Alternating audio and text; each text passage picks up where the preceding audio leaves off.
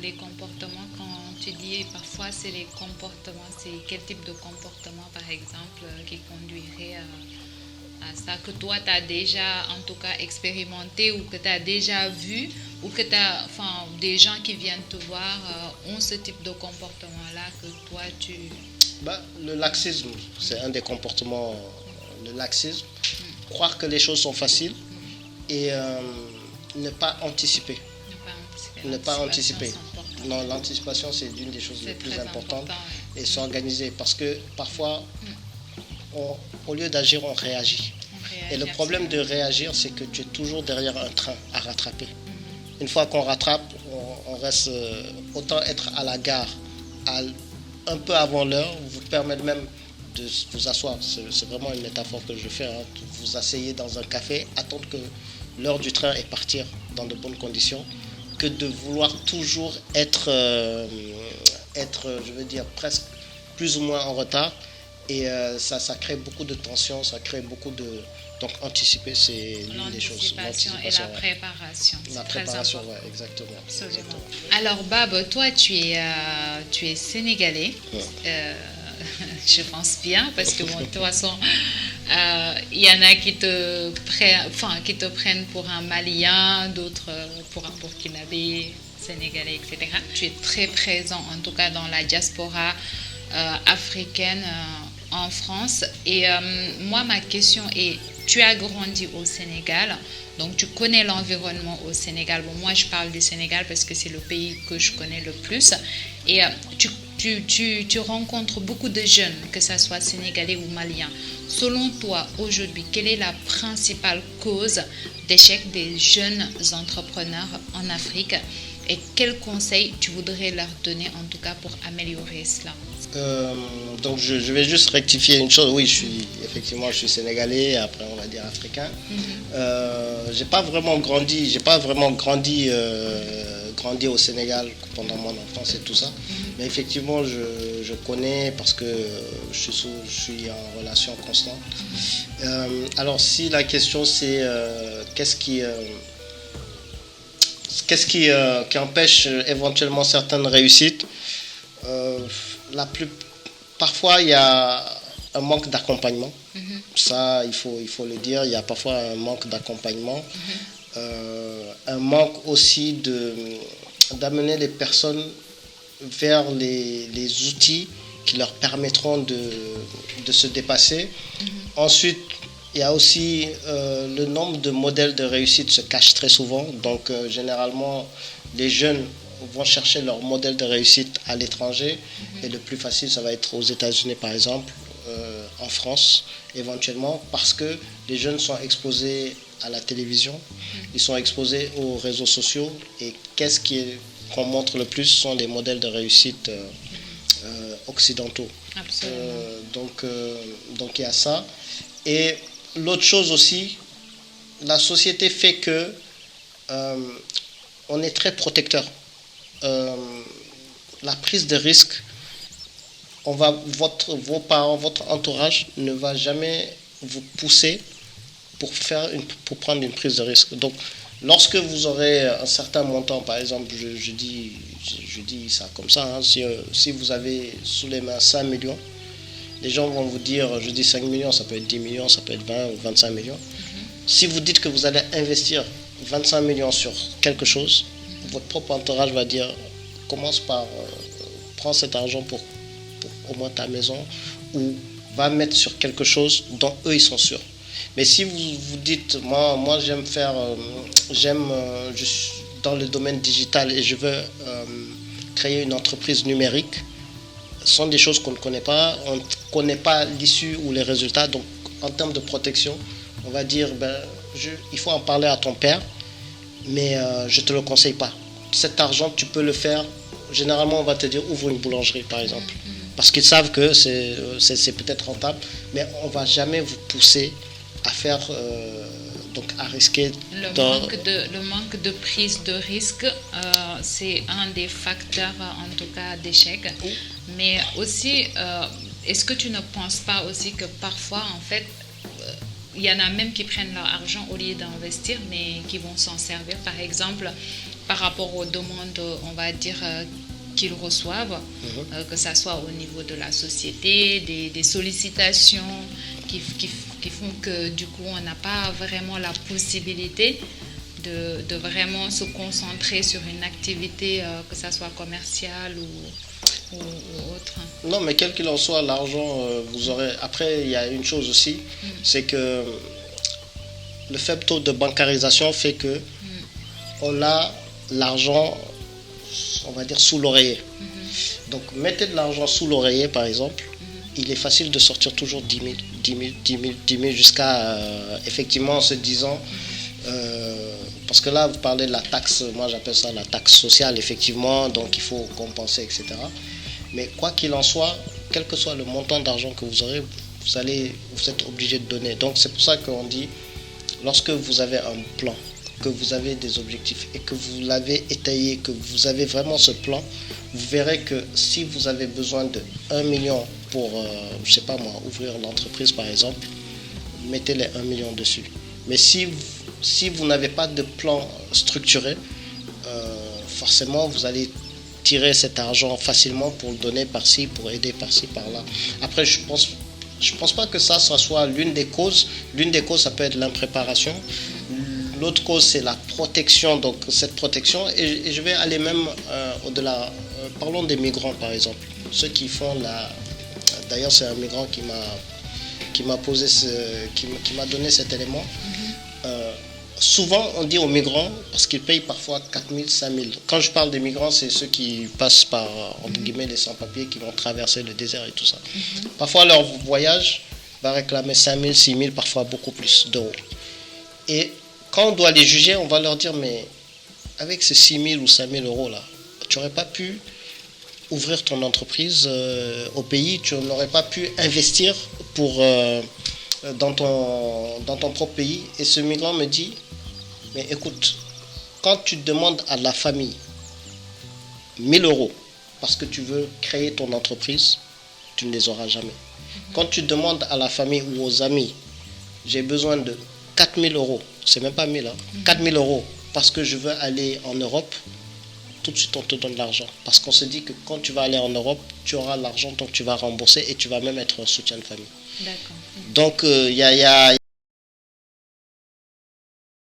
vérité. Les gens vont te dire, bah, écoute, tu vas aller là-bas, quel que soit le soutien, ils vont te donner cet... Et c'est ce qu'il m'a dit. Il m'a dit, j'ai beau demander 1 000 euros pour ouvrir ma propre boutique, je ne l'ai pas. J'ai demandé 4 000 pour partir en Europe, on me les a donnés. D'accord. Et, ok, ouais, je vois, mais après, je pense qu'il y a aussi beaucoup de jeunes qui peut-être que lui, c'était sa demande, mais il y a beaucoup de jeunes, c'est le contraire. C'est-à-dire qu'ils préfèrent avoir de l'argent pour voyager que de se concentrer à faire quelque chose au niveau de leur pays d'origine, que ça soit au Sénégal ou dans un autre pays. Parce qu'il y en a beaucoup qui sont prêts à mettre, par exemple, beaucoup d'argent pour voyager, même par des bateaux ou je ne sais pas, par d'autres moyens, mais qui ne sont pas prêts, par exemple, à commencer petit, une entreprise et grandir. Oui, parce ça aussi, je pense. Parce qu'on va revenir. Ce qui est triste à dire, c'est que ces jeunes, c'est dommage, c'est qu'on ne les écoute pas, en fait, ces migrants. Mais généralement, lorsque vous les écoutez, moi j'ai eu à discuter pas mal avec eux. Ce qui est triste à dire, c'est qu'ils n'y croient pas ou leur pays ne leur font plus rêver. Donne pas, oui. Ça, et au-delà de ça, c'est que il y avait une phrase que d'ailleurs tu disais une fois, c'était au-delà de la pauvreté, c'était la résilience. La résilience parce que ces personnes ne croient même plus, donc ne vont même plus faire l'effort. Et au-delà de ça, c'est que on est persuadé, quel que soit le politique qui vient de commencer et qui n'a même pas commencé à faire quelque chose, on va tout de suite dire, de toutes les façons, ça va être un voleur. Et quelque part, les seules choses de modèle de réussite qu'on montre souvent en Afrique, c'est les sportifs, sont les artistes ou les politiciens. Mais les politiciens, c'est parce qu'on se dit que c'est l'ascenseur social. Et les modèles de politiciens dont on nous montre, c'est que tu n'as même plus besoin de diplôme. Parfois, il faut savoir juste crier savoir mobiliser des personnes, se dire qu'en démocratie, il faut que j'ai une voix de plus que l'autre. Donc moi, la seule chose, c'est que je vais amener des jeunes à aller voter. Et ça devient même, ce qu'on va dire, ça va devenir même une monnaie d'échange pour obtenir un poste. Absolument. Et donc on va vers cette médiocratie. Donc moi, j'aurais préféré que dans nos pays, on montre beaucoup plus souvent des modèles de réussite, des entrepreneurs, parce que lorsque vous creusez un peu, vous commencez à aller rencontrer ces personnes, quelle que soit la personne qui, au niveau de la sueur, on a beaucoup de modèles dans lesquels on peut s'inspirer. Et il y en a plein. Et dommage qu'on ne les met pas. Bon, souvent, on préfère être discret. Comme on dit en Wolof, pour le traduire, l'argent ne veut pas râler boulchon, quoi. L'argent ne veut pas le bruit, ou je ne sais plus comment. L'argent n'aime pas le bruit. Voilà, n'aime pas le bruit. Vivons cachés, donc vivons heureux. Mais on est maintenant dans une société du numérique. On est dans une société du voyez-moi. Je ne dis pas qu'il faut exposer, mais parfois c'est bien de transmettre par quel parcours vous avez fait pour réussir. Absolument. De donner des modèles aux jeunes parce que c'est très important.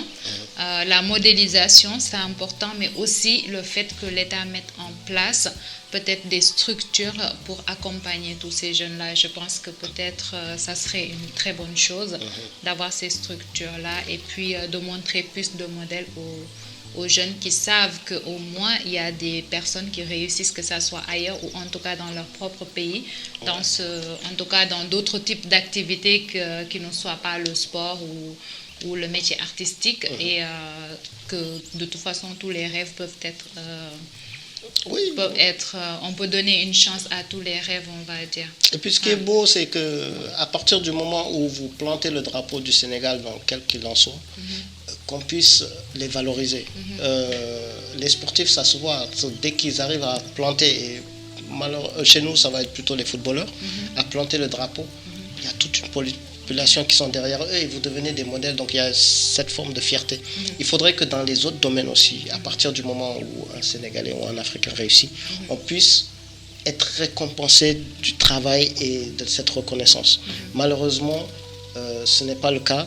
Vous verrez beaucoup de gens qui seront aigris, qui auront été honnêtes, qui auront réussi certaines choses, mais derrière, ils n'auront pas cette reconnaissance, alors que vous verrez d'autres à côté qui n'ont aucun mérite, qui vont même aller jusqu'à tricher, mais qui vont bénéficier de toutes d'autres valeurs. Donc, je pense qu'il faudrait remettre, par exemple, la valeur travail. À quoi sert de suer? À quoi sert d'aller chercher un diplôme si ce qu'on vous montre, c'est d'être au chômage, par exemple? Alors qu'aujourd'hui, vous pouvez devenir star juste en faisant le pitre sur les réseaux sociaux. Et plus les gens vont voir ça, plus on va se dire, moi, les études, c'est pas la peine. Alors qu'il y avait un moment où, tant que vous n'aviez pas le bac, vous allez regretter de ne pas faire vos études. Donc il faut retrouver certaines valeurs, en fait. Des valeurs de réussite. Les valeurs du travail aussi. Des valeurs du travail. De l'endurance. Et nos valeurs africaines. Parce que là, je suis désolé, mais le problème, c'est que ce qui est mis en avant sont les valeurs et les modèles américains, sont les valeurs et modèles occidentaux. Donc, forcément, on a envie d'aller à l'extérieur pour vivre ce rêve, comme on dit, américain, d'avoir ces deux maisons, etc. Alors qu'on a éventuellement ce rêve africain. On a ce rêve africain qui peut même se réaliser parce qu'en Afrique, il y a beaucoup de potentialités. Et même parfois, moi, je trouve dommage de voir un jeune qui ne voit qu'une chose, c'est venir en France ou en Allemagne ou aux États-Unis. Je ne dis pas qu'il ne faut pas aller ailleurs. Bien sûr, il faut aller ailleurs, mais je pense qu'il faut aussi donner une chance à l'Afrique. Il faut aussi se donner une chance là où on est, commencer petit parfois pour grandir. Parce que parfois, les jeunes ne voient qu'une chose, c'est partir ailleurs. Je les comprends dans un sens, parce que quand on n'a plus d'espoir dans son propre pays, c'est normal de vouloir le chercher ailleurs. Ça, je peux tout à fait le comprendre. Ouais, et puis savoir se valoriser. Je donne des images. Vous voyez la mer bleue, cristal. On a l'impression qu'il faut aller seulement aux Caraïbes, à Hawaï, au Tahiti pour voir ces paysages paradisiaques. Et pourtant, j'ai vu des photos de Tanzanie, du Cap-Vert pas loin, où on a ces mêmes plages, mais qui ne sont jamais mis en avant. Donc quelque part, les gens, pour eux, l'Afrique au niveau extérieur, si ce n'est pas les safaris, ça va être les cases au niveau extérieur. Alors que n'ayez pas ce complexe, montrez, parce que nous-mêmes, on a plein de choses qu'on ne sait pas, qu'on découvre dans nos pays, mais qu'on ne savait pas parce que ça n'a pas été mis en avant. Et si vous prenez juste la ville comme Paris, Paris de l'extérieur, c'est la plus belle ville du monde. Quelque part, c'est voilà, la Tour Eiffel, les Champs-Élysées. Et pourtant, aller dans le 18e, excusez-moi, je ne dis rien pour ceux qui pensent du 18e, mais je peux vous faire visiter Paris et vous allez vous dire, mais c'est pas possible, il y a ça à Paris. Absolument. Alors qu'en Afrique, on va vous montrer ce que on peut. Par exemple, moi je connais plein d'Africaines ou d'Africains qui ont découvert le Sénégal à travers la série Maîtresse non mariée. Et d'autres qui disent waouh, je ne savais pas que c'était comme ça, j'ai envie d'aller au Sénégal. Donc, sachez valoriser. Et quand je dis valoriser, c'est de ne pas fermer les yeux sur certaines choses, mais c'est de se dire qu'on a aussi ça. Et si on sait valoriser ça, on se dit ah, il y avait ça, donc pourquoi pas. Et donc c'est surtout ça. Il y a beaucoup de potentialité en tout cas en Afrique et que ça serait très important en tout cas de commencer à ouvrir les yeux sur tout ce potentiel-là. En tout cas, ça serait bien pour nous et pour même le futur parce que je pense que tout est à construire en Afrique. Alors moi, j'ai juste une question avant de te poser la dernière question. Comment est-ce qu'on peut te trouver par exemple sur les réseaux sociaux? Ce que tu fais, c'est super intéressant. Quelqu'un qui voudrait... entrer en contact. Je suis sur les réseaux sociaux Babadem, mais sinon j'ai mon site internet babadem.com. Et donc à partir de là, il y a tous les contacts, les réseaux sociaux, donc babadem.com et vous me trouvez facilement là-bas. Super. Et là, on arrive à la dernière question. Ma question est, quel est l'impact que tu souhaiterais avoir dans le monde? Souvent je dis, après, pas forcément moi, mais j'ai deux rêves. Le premier, c'est que ça vient, l'histoire est rapide, hein. Ça vient du fait que je me souviens très souvent, moi j'ai fait économie, souvent j'ai fait économie, et en économie ici à l'université Paris 13 et en économie, l'Afrique n'existe pas en fait. J'ai fait économie industrielle, j'ai fait économie, il y avait quoi aussi? Économie industrielle, il y avait l'économie internationale, relations internationales. Et l'Afrique ne comptait pas dans les pourcentages, que ce soit même dans les échanges commerciaux. Et pour faire même exister l'Afrique, on les mettait Afrique et Moyen-Orient par exemple. Je me souviens de ça. Et pour avoir des chiffres comme 2 ou 3%. Donc parfois même je me disais, mais quelle est la part de l'Afrique par rapport au Moyen-Orient et tout ça. Et donc à chaque fois je ne voyais pas l'Afrique, je me suis dit, donc l'Afrique ne compte pour rien en fait, dans les économies, dans les théories. Et je me souviens une fois, lorsque la France a remporté sa Coupe du Monde en 98, le commentateur c'était Thierry Roland, il est décédé depuis. Thierry Roland avait dit, une fois que j'ai vu la France soulever cette Coupe du Monde, je peux mourir tranquille.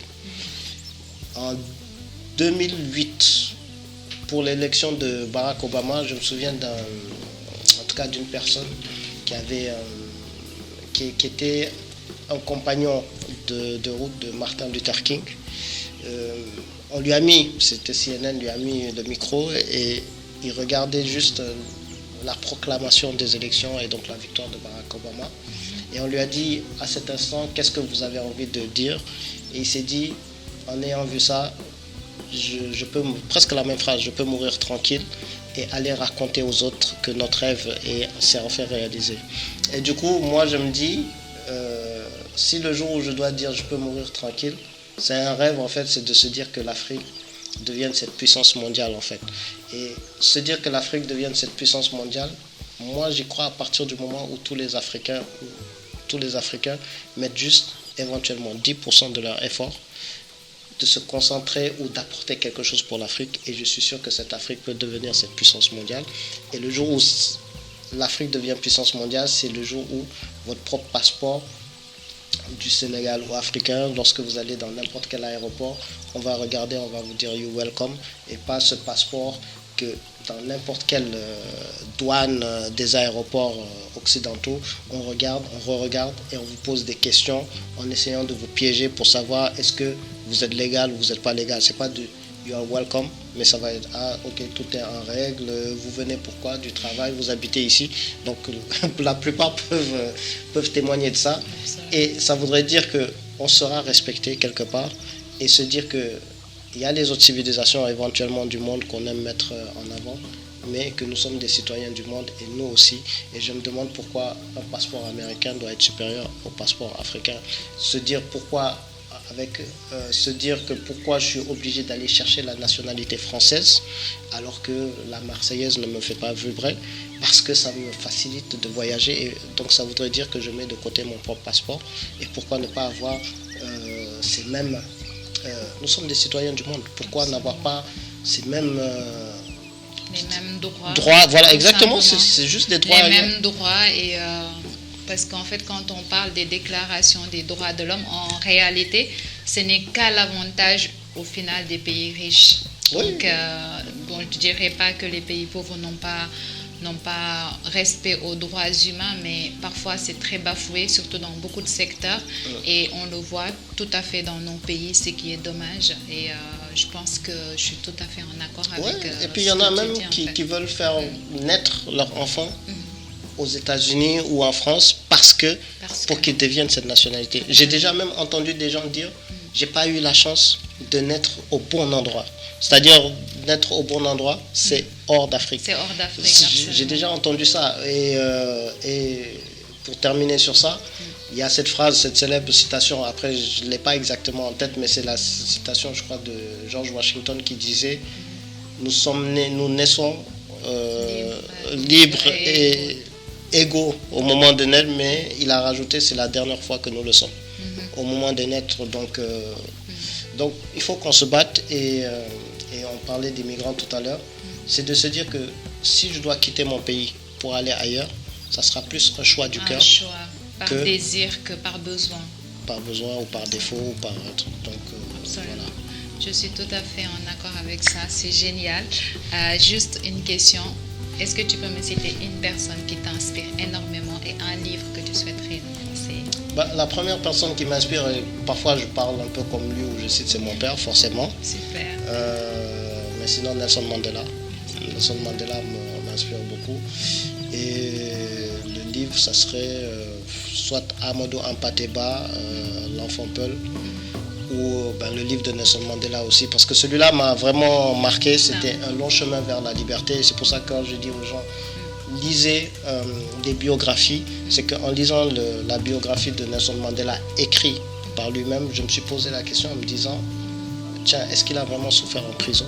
Parce que c'est lui qui écrivait son livre, et que finalement le mythe de Nelson Mandela qu'on met en termes de héros, on a l'impression que c'est quelque chose qui vient parce que c'est un super-héros, et qu'au final, si vous lisez son livre, vous dites que c'est pas n'importe quel homme qui aurait pu faire la même chose, mais lui-même il relative, voilà exactement, et il relativise, et vous vous dites ah oui, j'aurais pu faire ça aussi à tel moment ou à tel cadre. Donc n'hésitez pas à lire des biographies.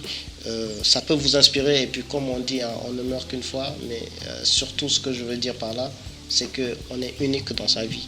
Et quoi qu'il en soit, ce que je souhaite, c'est que la personne se dit à la fin, c'est de laisser cet impact. Et comment laisser un impact? C'est quand votre petit enfant se dit qui était grand-mère ou qui était grand-père, et qu'on lui dise regarde ce qu'il nous a laissé, que de se dire ah c'était quelqu'un de sympa, on va dire à tout le monde c'était quelqu'un de sympa et gentil, mais regardez la trace qu'il nous a laissée.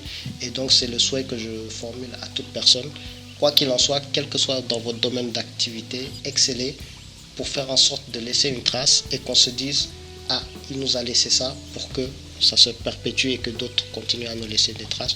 En tout cas, on en a besoin pour l'Afrique, on en a besoin pour le Sénégal. Et si on était en Europe, si j'étais européen, j'aurais pas eu le même discours pour les Européens. Parce que nous, on a tout à faire, on a beaucoup d'espoir à tout, et surtout, on a des valeurs qu'on devrait mettre, ces valeurs humaines en avant, plutôt que ces valeurs, on va dire, américaines, qui vont être sur l'individualisme, donc le capitalisme. Donc se dire que si tu dois obtenir quelque chose, tu dois écraser l'autre, alors que chez nous, on réussit parce que c'est la communauté qui doit nous sublimer. Et lorsque nous, on brille, ça brille sur la communauté aussi, c'est vice-versa. Et je pense que ce sont sur des valeurs comme ça qu'on doit propager. Donc nous terminons cette émission sur ces belles paroles et surtout sur un homme inspirant qui est Nelson Mandela, qui a été emprisonné pendant 27 ans. Donc la preuve vivante que tout échec peut être surmonté avec de la persévérance. J'étais avec Baba Deme, j'ai vraiment apprécié toutes ces vidéos et vous pouvez le retrouver sur tous ces supports, que ce soit Instagram, YouTube ou Facebook. Franchement, j'ai écouté et il est vraiment formidable. Et si vous voulez vraiment réaliser votre rêve, réaliser vos aspirations, je vous conseille vivement d'aller le regarder. Moi, j'ai regardé et j'étais vraiment impressionnée. Je vous le conseille vivement parce que nous sommes des jeunes, nous sommes des Africains et aujourd'hui, c'est notre devoir de construire l'Afrique et de ramener l'Afrique là où elle doit aller demain.